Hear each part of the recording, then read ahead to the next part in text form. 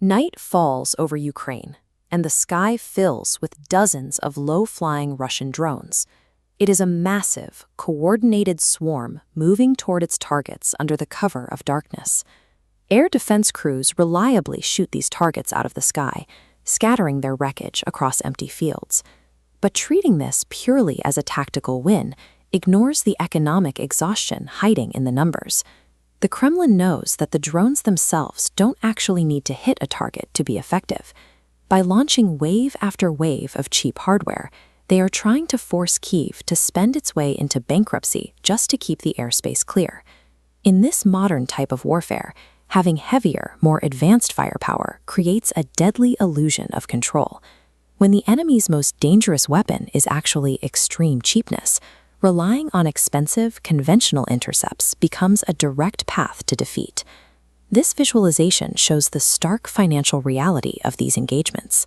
A single, low-tech Russian Shahed drone costs roughly $50,000 to build. Meanwhile, firing a top-tier American Patriot PAC-3 interceptor missile to bring it down costs around $3 million. And this chart shows how quickly that disparity becomes a crisis. The United States only manufactures about 500 to 600 of these specific interceptors every year, and Ukraine has received just over 600 of them in total.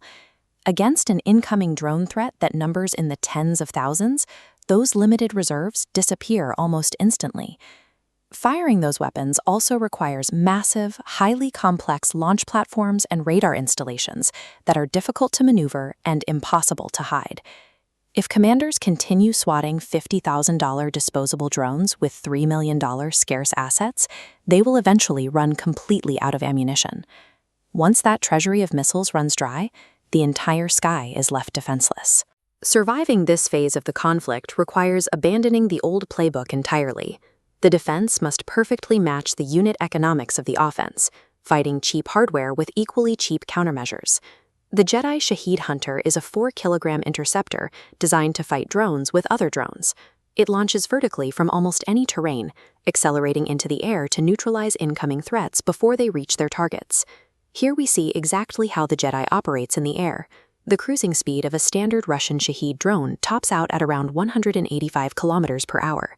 The Jedi hits peak speeds of up to 350 kilometers per hour, allowing it to easily chase down those targets and overtake them mid-flight. Early attempts to stop incoming swarms often relied on ramming drones that had to execute a mathematically perfect nose-on collision to destroy the target. If they hit off-center, the sturdier Shaheds could often shrug off the impact and keep flying. The Jedi doesn't have to rely on a perfect physical strike. It carries a 500-gram explosive payload designed to detonate in close proximity. This blast mechanically cripples the essential components of the enemy drone, shredding its propellers, control surfaces, and engine. Pairing that high-speed intercept capability with a small, highly localized explosive tilts the math of attrition heavily in Ukraine's favor. The Kremlin relies heavily on the dark to protect its swarms, using night operations and low-altitude routing to evade visual detection from the ground. The Jedi strips away that low-cost cover entirely. By utilizing thermal imaging cameras alongside radar-cued automated tracking, these interceptors can lock onto a target's heat signature and hunt it down without ever needing daylight.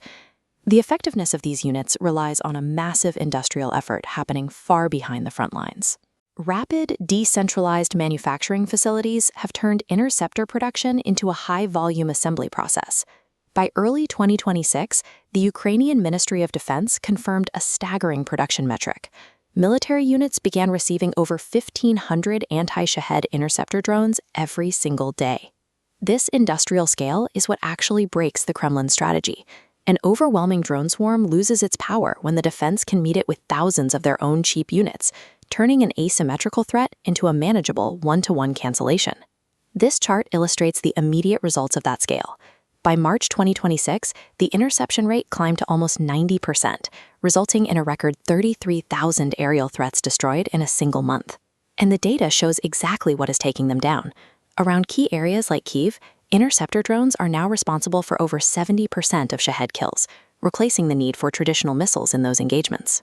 The Jetty is routinely used for a secondary objective, hunting down the Zala and SuperCam high-altitude reconnaissance models that hover over the battlefield collecting intelligence. Without those aerial scouts mapping troop movements and target locations, Russian artillery units are forced to fire blind. This dramatically increases their failure rate and wastes their own critical ammunition reserves.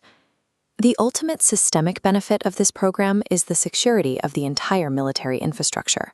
By letting drones handle the high-volume, low-cost threats, the bottom layer of Ukraine's air defense network is fully secured.